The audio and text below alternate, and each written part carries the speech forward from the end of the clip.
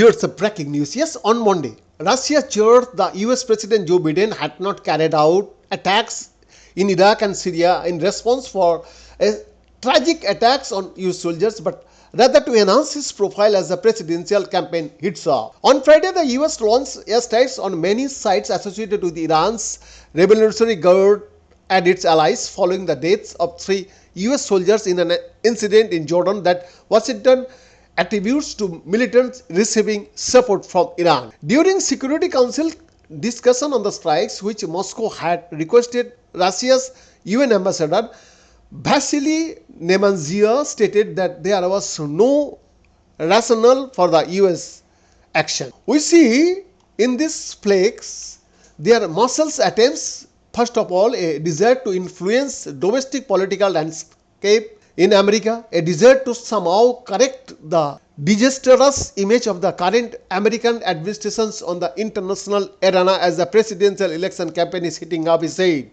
In order to choose a president for the next 4 years, US citizens will cast their ballots in November.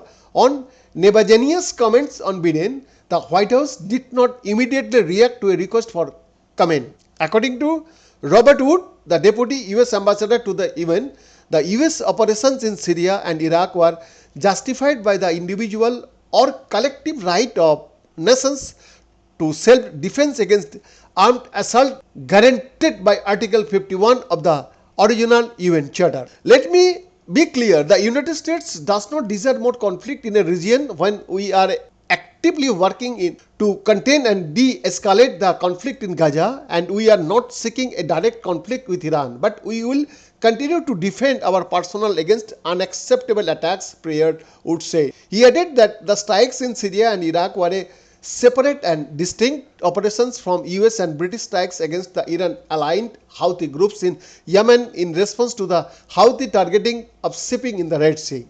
The Pentagon on Monday said it was not aware of any Iranian deaths in the recent strikes. Iran's UN ambassador Amir Sahid Iravani condemned the US action as illegal and unjustified.